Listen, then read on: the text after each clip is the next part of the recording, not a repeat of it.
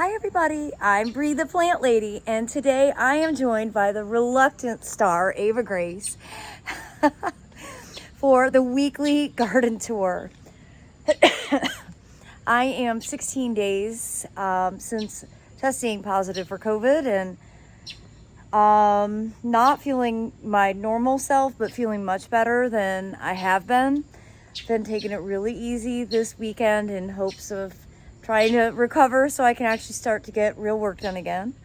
But we've had over 3 inches of rain since I last checked in, so I cannot wait to turn the camera around and show you all that's going on, including all of the swallowtails that have erupted on my driveway dill plants. Last week they were all over the parsley, they still are, but this week they discovered the dill. So I just made that one a little bit mad by touching it, but there's so many. Look, nice big ones here. There's a tiny baby one right there. They're all up and down the plant. Really exciting. I'm hoping that those chirping birds aren't going to come and pluck them off this plant.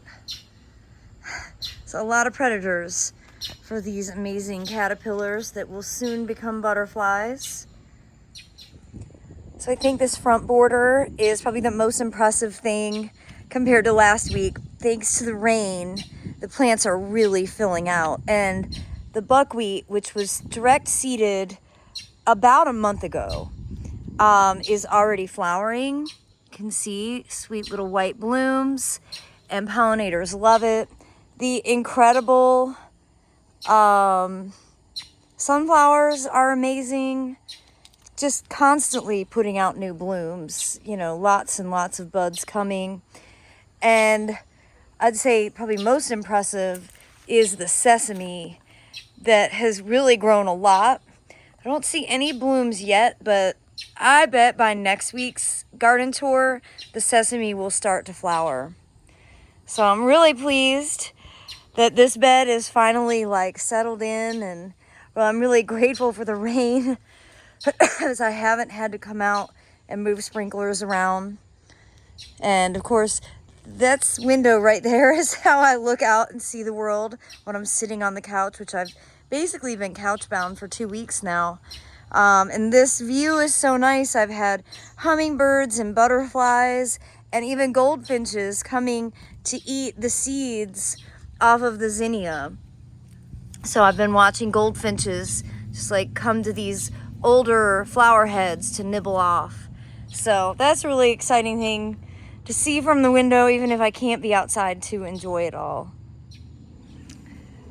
And thanks to the rain, all the plants out here are not wilting for the moment. I do have a big carrot that I need to gather seed from. And the wave is slowly starting. I don't see as much sesame or zinnia as I had hoped to see, but there is some, like that is sesame right there.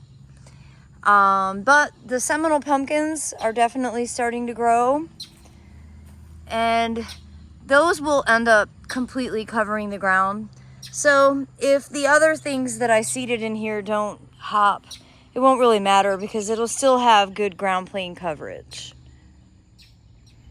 Over here where I did some big pruning, everything's growing really well. The eucomis is really started to flower now, and you can see that Treasure Island sweet potato is gonna start to really take off and be the ground cover here. And the phlox is in full bloom. It's just so much fun. Like at all times of the day, there are just bees all over this. Sometimes they're just sleeping. And along the north side here, this Rudbeckia has gone into full bloom, and it's not exactly the right place because it needs other plants to help support it. But you know, my plan for this is to move it, at least move some of it, into the next door property when we finally break ground, because this is a great native that I want to include over there. And you can see how the bees love it. So last Sunday It was cool and sort of rainy. It was like England. And I was really sick still, but I came out and I cut like huge amounts of trees. Well, branches off of trees. So I really kind of cut a lot of that Sangukaku. That's actually Noel's improved coral bark maple that my friend Noel Weston named. With David's help and the chainsaw, we cut some big trunks off of this Prunus mume to really open up this area and give it a lot more light. And I've gotten everything planted. We will get things mulched tomorrow when I have Aiden and Savannah again. I can't believe how much the arugula has grown. That's all direct seeded. So that's the benefit of allowing it to go to flower. It'll just sort of self-sow on its own, and that's the perfect stage for harvesting for salads. I also can't believe how much this champagne grape has grown. So people often will say on different social medias, like, you need to grow grapes. I hate the southern grapes. Like, I hate scuppernongs. I don't like how they taste. I don't like their texture. The grapes that I like Concord grape or something, they don't grow well down here in this climate.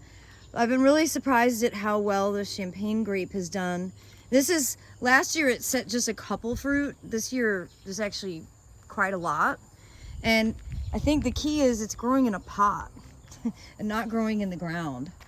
So I don't know if that'll be reasonable long term. I suppose it is, as long as I keep it watered. But I am thrilled to see this grape really taking off. Here on the back patio, you can see this arch is really well covered, and these sour gherkins are growing quite well. There are a lot of these. I'll be harvesting these soon. Actually think I could eat them at this stage. They are tasty. They are so cute. And the cucumbers from the tower garden are growing great. And the tomatoes are definitely starting to fruit. None ripe yet, but they're coming. And I think everything on the back patio looks good. The rice is growing well. That's the Rex rice. And that's the black madras there. And I just had to put on bug sprays. Oh my gosh, the mosquitoes are terrible here. I think the succulent table looks nice. Overall, I think the back patio is looking very summery, quite welcoming. I'm waiting impatiently for zucchinis, and I have a lot of peppers. This is going to be a good pepper year for me, which is awesome because I did not have a good pepper year last year. So, you know, count your wins. And I'm gonna come in and clean the pool maybe tomorrow and do some major pruning on the coleus so that they don't start flopping in. So that makes it really dirty. And you can see, because the days are starting to get shorter, being in the middle of July, the coleus are starting to put out flowers. So not only will I trim these coleus off of the edge, I'm also going to do a hard cutback on them to prevent them from blooming so early, because I want them to remain vegetative for at least another 2 months. I can't believe the Amazel Basil. It's the best basil I think I've ever grown. This one fell over in the giant storm, but look, it's already starting to put up shoots to fill in. And I've been pretty good about just keeping the flowers snipped off of this, and I mean, look at all that. I'm gonna bring some in to dehydrate, because I really like using dehydrated basil when I cook, and I'm really impressed. These plants look fantastic, as does everything over here. You know, we've got peppers, zucchini, milkweed starting, almost ready to bloom, more Amazel, and some eggplants mixed in over here. All the pots are doing really well. And probably my biggest accomplishment is that we finally did get this big bed seeded and planted this week with the help of 2 different camps from NC State. They were so great. I love when the camps visit. I wish I had been able to be 100%, but you know, I'm just so happy that they come and they have fun. And I'm really thrilled to show you. They sowed this on Thursday. Today is Sunday, and seed is germinating. I think this is probably a marigold, and that might be a zinnia, I'm not sure. It'll be exciting to see everything start to erupt. It's definitely overplanted, that's the point, since we got it planted so late. Just kind of threw a bunch of stuff at it, and survival of the fittest is how this bed is going to work out. But I think you can definitely tell a difference in that I cut a lot of stuff out of here last Sunday, including the Kentucky coffee tree. There had been a viburnum there. There had been a huge rose. And then we took out 2 giant branches from that Prunus mume. I also trimmed back this Osmanthus Jim Porter right there.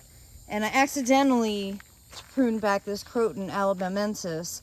That was because a tree fell on it. A giant branch fell on it and broke it. But it's really opened this bed up so much. It's way brighter. I think all the plants are going to do much better. And it's also made it that people can get through this pathway now. It doesn't feel like you're going to get swallowed by the garden. So I'm really happy to have gotten that accomplished. It totally wiped me out, and I didn't get off the couch for an entire day afterward. But that's how it goes sometimes. This Limelight Hydrangea is totally doing its thing. It's so beautiful. And I was really pleased to see that the Helianthus Lemon Queen is already starting to flower. Of course, this is another plant that I plan to move to the next door property when we break ground this fall, because I'm planning to actually make this sort of an open driving area. Not a driveway, but an access point. And over here, we're gonna get all this mulched this week. It'll be great to have my helpers back.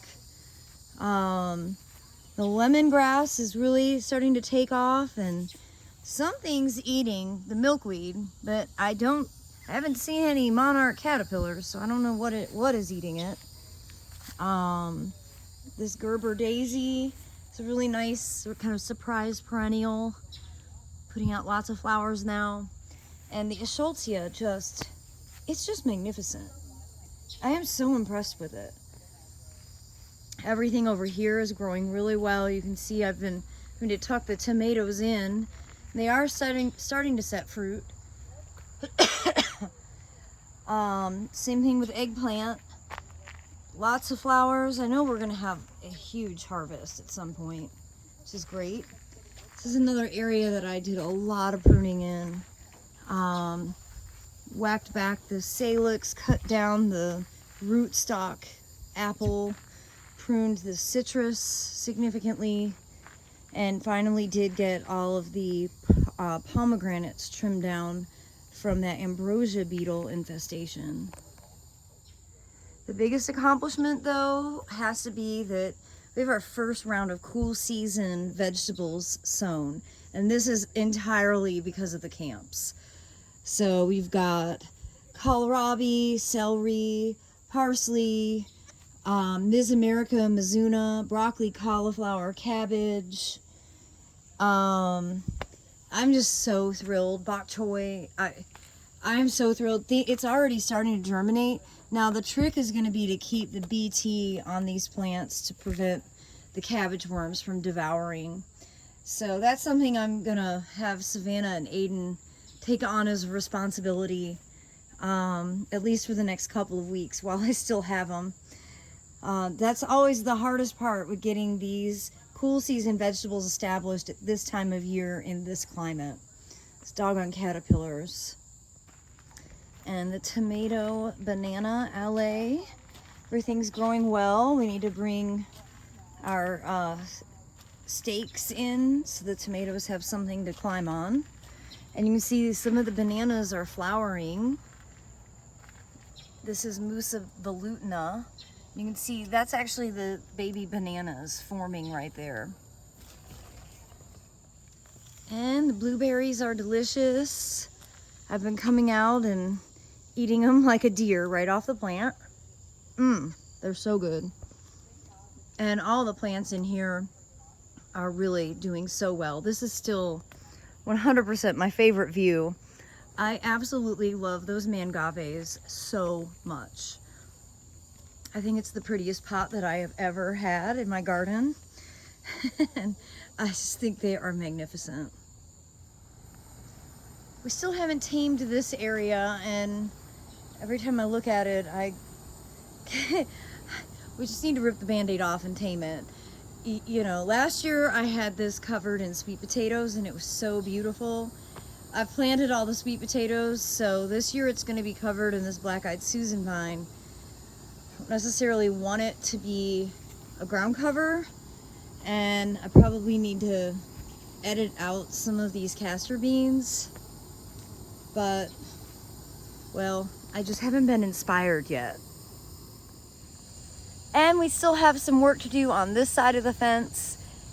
Basically, I think just editing out some of these castor beans that are right along the edge. I'd rather have the castor beans towards the back. We certainly don't need as many castor beans as there are. There's more of them than I want. But I'm so happy that all of these zinnias that are just self-sown are flowering. And yeah, I don't think we're gonna have to do a lot of planting in here. It's really just gonna kind of be cleaning up the edge, and I think this half we'll probably remove all of these castor beans, and that's where we'll actually do some seeding. I haven't decided exactly what, so you'll have to stay tuned for next week's garden tour to see how we deal with this side of the fence. And I hope you've enjoyed this week's installation. I'm wishing you all the very best. Thanks so much for watching, everybody.